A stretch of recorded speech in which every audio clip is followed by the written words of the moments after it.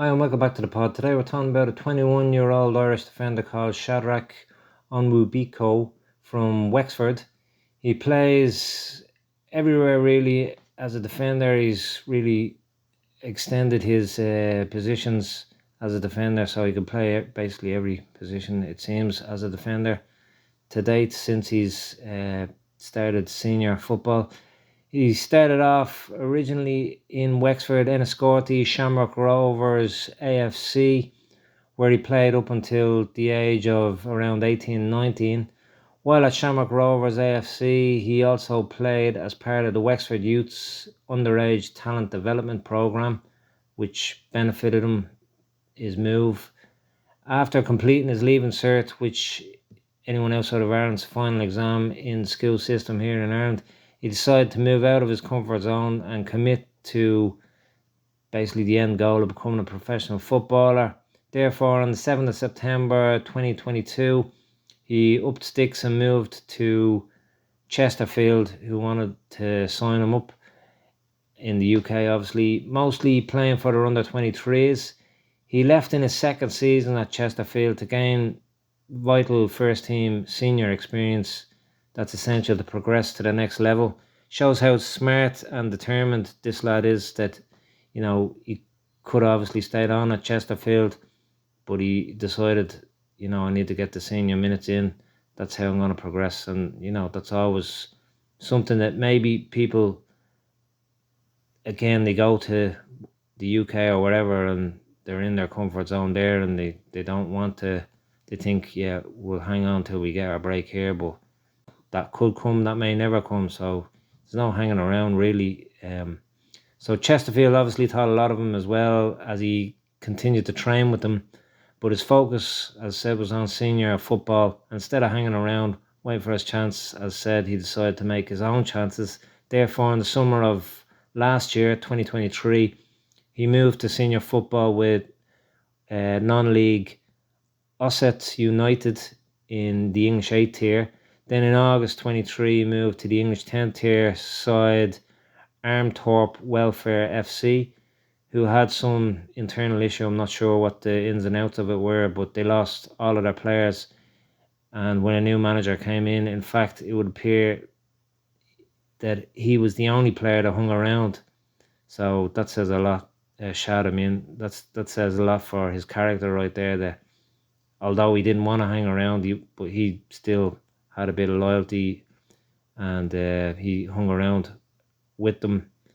In November, then he moved to Goole AFC in the English 9th tier, so he stepped it up again from the 10th tier back up to the 9th tier, again getting these vital first team senior minutes. To perhaps some, it may seem unusual to be moving to 3 clubs in a season, but in non-league football in England, it's quite common, to be honest. A lot of players move around more regularly, and for various different reasons, depending on where they are in their career, if they're starting off or later on. There's various reasons why you could be chopping and changing team. So the plan was clear for Shad here was to get regular first team senior football, and he wasn't going to hang around somewhere he wasn't going to be playing, or where there was stuff going on. That was his focus. He was being selfish, right thing to do. It's a tough system, the non-league system in England, and to step up to that shows that he was willing to sacrifice. As I said, he could have stayed at Chesterfield and waited for his chance. Chesterfield just got promoted, of course, this season. Says a lot of his intelligence, hard work, and willingness to think outside the box to get to the end goal, as I said, of being playing football at the highest level he can get. And who knows where his ceiling is. But that's what it's all about, making it as a pro. You got to take your chances when they come along. In April last month, he, along with 2 other Wexford Irish lads, Ben Rossiter, who we did the episode on last week, and Dapo, who we're doing it on next week, they moved to Norway with Bergsoy on a permanent. Well, Shad moved on a permanent deal. Ben, I believe, was on loan. So yeah, the three of them, but we're talking about Shad here. They played all the games so far. Shad missed a game and Depo as well because of suspension, but other than that, they've been mainstays in the team.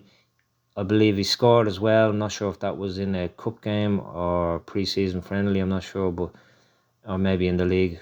It's not on the place I was looking at it, but I see on the website he's definitely scored. They congratulate him. So, researching him as well, he does have goals to his name at previous clubs. So it's always great to have a defender that can chip in, score goals as well, which isn't always the case. But you want obviously a great defender first, but if they can score goals as well, even better.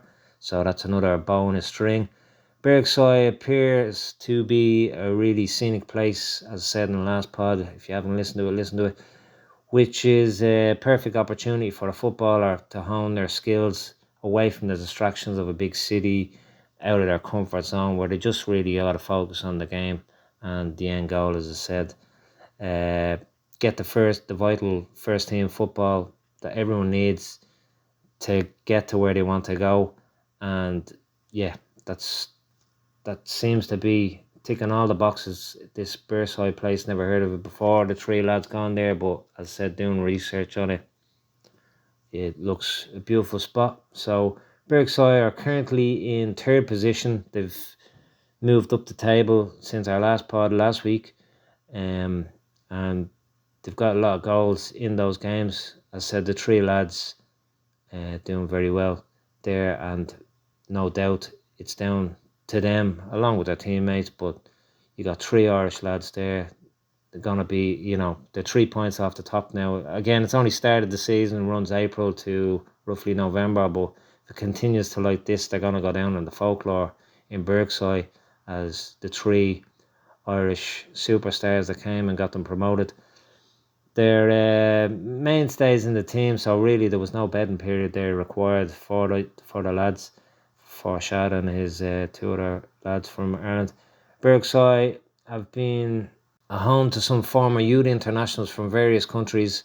There's also a current Ghanaian international, Joseph Wallacott, that was there, and at present there's a lad there who has played in the top level in Norwegian football, and he also was a former Norwegian youth international. So there's good pedigree in the club, and also there's experience from that club to go further. So the club, no doubt, they'll want the lads to be there as long as possible, but they'll also be able to help the lads get to where they want to go. As I said, they're excelling, so you'd imagine the fifth division in Norway is not their ceiling. Of course, so who knows where they can go. It's a permanent deal, as said. Should it continue to go well, which I'm sure it will, for Shad we're talking about here, it's going well currently. So if it continues to go like that, there'll be options back in the UK if that's where they want to go. In Ireland, of course, Norway, Scandinavia as a whole area. There's lots of big clubs in Scandinavia, Norway, Sweden, even all the other countries in Scandinavia, Denmark, Iceland, Finland. There is big clubs everywhere, so they've opened up a new avenue for themselves, and potentially could go somewhere else. Who knows? Come November, they could be going anywhere. Of course, they might hang on. Bergsoy, I'm sure, if they get promoted, will do their best to keep them there, and maybe they'll get another promotion on the bounce. Very early days, of course, in the league, but yeah, he's young. He's no doubt enjoying it, playing week in, week out, and being successful. The hard work etiquette that's in his arsenal as well is paying off, and that'll only pay further dividends in the future. So everything's looking great so far. If you liked the video, send us a subscribe, like, comment. We'd love to hear from you. And as always, we'll be watching.